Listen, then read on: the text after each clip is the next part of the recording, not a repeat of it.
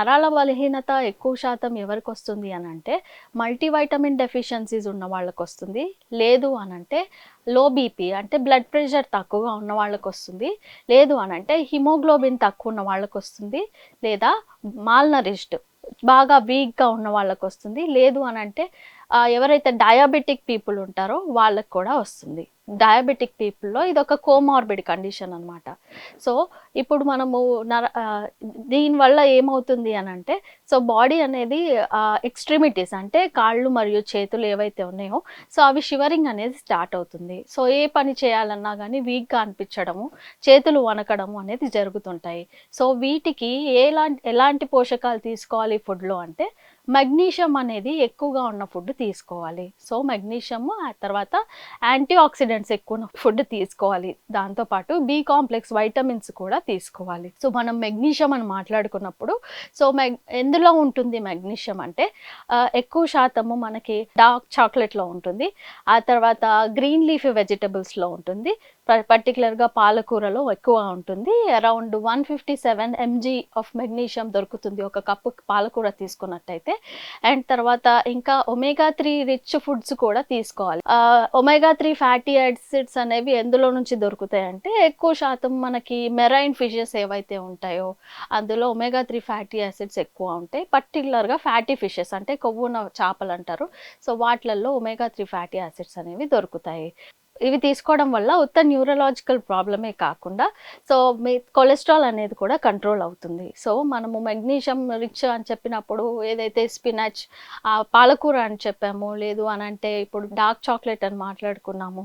So, ఇవన్నీ ఎట్లా incorporate చేసుకోవాలి డైట్‌లో అనంటే, సో, వారానికి ఒకవేళ మీరు ఆకుకూరలు చేసుకున్నట్టయితే అట్‌లీస్ట్ 3 రోజులు ఆకుకూరలు వాడడం అనేది కంపల్సరీ. సో, ఈ బ్లడ్ ప్రెషర్ లో బీపీ అనేది ఎక్కువగా టీనేజర్స్‌లో కనిపిస్తా ఉంటుంది. ఆ తర్వాత 45, 50 ఏజ్ గ్రూప్‌లలో కనిపిస్తా ఉంటుంది.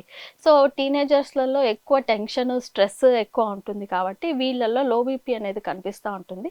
సో, ఇది తగ్గించుకోవడానికి వీళ్ళు ఖచ్చితంగా మెగ్నీషియం అనేది వాళ్ళ డైట్‌లో ఇన్కార్పొరేట్ చేసుకోవాలి.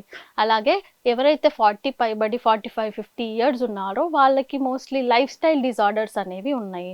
ఎందుకు అనంటే ఇప్పుడు చూస్తున్న రోజులలో ప్రతి మనిషి ఏంటి అనంటే వర్క్ లోడ్ ఎక్కువ తీసుకుంటున్నారు. దానివల్ల వాళ్ళకి స్ట్రెస్ అనేది పెరిగిపోతుంది.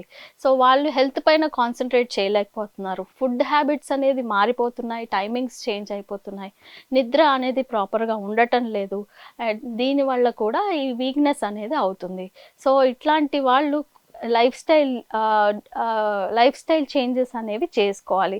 సో, దీంతో పాటు డైట్‌లో మెగ్నీషియం ఇన్కార్పొరేట్ చేసుకోవడము, మల్టీ వైటమిన్స్ ఇన్కార్పొరేట్ చేసుకోవడము, అట్లాగే బి కాంప్లెక్స్ వైటమిన్స్ ఎందులో ఉంటాయంటే మోస్ట్‌లీ మీట్ అండ్ ఎగ్స్‌లలో బి కాంప్లెక్స్ వైటమిన్స్ ఉంటాయి. So, weekly at least 2 times boiled egg, ఆ తర్వాత చికెన్ ఇంకా ఏదైనా మీట్ కన్జ్యూమ్ చేయడం వాళ్ళకి మంచిది. అలాగే యాంటీ ఆక్సిడెంట్స్ అన్నప్పుడు సో, యాంటీ ఆక్సిడెంట్స్ ఏంటి అనంటే మనకి ఏదైనా అయినప్పుడు దాన్ని తట్టుకునే శక్తిని ప్రొవైడ్ చేస్తాయి యాంటీ ఆక్సిడెంట్స్. సో, ఇవి ఎక్కువ శాతము మనకి వైటమిన్ ఈ, సెలీనియం అని అంటారు, వైటమిన్ సి అంటారు. ఈ ఈ పోషకాలు ఉన్న ఫ్రూట్స్, వెజిటబుల్స్ ఎక్కువగా కన్జ్యూమ్ చేయాలి. సో, అవి ఎందులో ఎక్కువ ఉంటాయంటే మనకి బెర్రీస్ కానీ, లేదంటే సిట్రస్ ఫ్రూట్స్ కానీ, లేదు అంటే డ్రై ఫ్రూట్స్ అండి. సో, డ్రై ఫ్రూట్స్ అండి సచ్ ఎస్ సన్‌ఫ్లవర్ సీడ్స్, లేదు అనంటే వాటర్ మిలన్ సీడ్స్, బాదాం, cashew, walnuts, Brazil nuts. So, ఇవేంటి అంటే ఈ డ్రై ఫ్రూట్స్ అనేవి కన్జ్యూమ్ చేసినప్పుడు మనము యాంటీ ఆక్సిడెంట్స్ అనేవి కన్జ్యూమ్ చేస్తున్నట్టు తెలుసుకోవాలనమాట. సో, ఒమేగా 3 ఫ్యాటీ యాసిడ్స్ ఉత్త ఫిష్‌లోనే కాకుండా ఇంకా కొన్ని పదార్థాల్లో కూడా మనకు దొరుకుతుంది.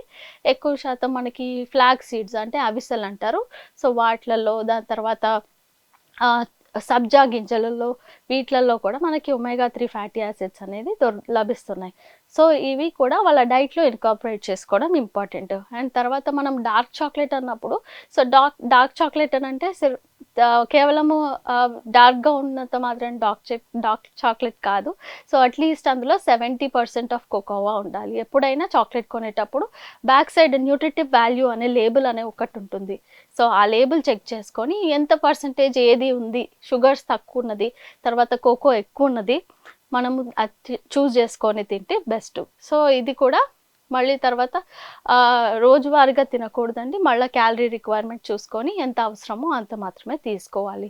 సో, కొంచెం ఇవి మెగ్నీషియం రిచ్ ఫుడ్స్, ఈ డార్క్ చాక్లెట్స్ తిన్నప్పుడు ఏంటంటే బాడీ అనేది డీహైడ్రేట్ అవుతా ఉంటుంది. సో, కొంచెం అట్లా అవ్వకుండా water consumption daily at least 2-3 litres consume చేస్తే చాలా మంచిది. అండ్ తర్వాత కొంతమందికి వేడి చేస్తుంది అని అంటూ ఉంటారు. ఎవరైతే ఇట్లా ఫాలో అవుతున్న వాళ్ళు, అట్లాంటి వాళ్ళు కూడా ఎంత ఈ సబ్జా గింజలని మాట్లాడుకున్నాం కదా! ఏవైతే ఒమేగా 3 రిచ్ ఉంటాయి. సో, అవి తర్వాత ఫైబర్ రిచ్ కూడా.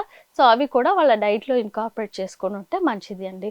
సో, ఇవన్నీ తీసుకుంటే మీకు ఈ ఏదైతే లో బీపీ అంటే లో బ్లడ్ ప్రెషర్, అయితే చేతులు వణకడము అవన్నీ తగ్గిపోతాయి. ఈ వీక్‌నెస్ అనేది ఉండదనమాట. మీకు ఇమ్యూనిటీ అనేది బూస్ట్ అవుతుంది. ఆటోమేటికల్‌గా మీకు ఈ బ్లడ్ ప్రెషర్ అనేది లో అవ్వడము అనేది జరగదు. కానీ మెంటల్ స్ట్రెస్ అనేది మాత్రము ఉత్త ఫుడ్‌తోనే కాదు, కొంచెం మీరు యాక్టివ్‌గా యోగా గానీ, మెడిటేషన్ గానీ చేసుకున్నట్టయితే అది కూడా కంట్రోల్ చేసుకోవచ్చు. ఎక్కువ వరకు సాఫ్ట్‌వేర్ ఎంప్లాయీస్ స్ట్రెస్‌కి, యాంగ్జైటీ మరియు డిప్రెషన్‌కి లోనవుతున్నారు. అట్లాంటి వాళ్ళు ఖచ్చితంగా యోగా, మెడిటేషన్‌తో పాటు డైట్ చేస్తేనే కంట్రోల్ అవుతాయండి.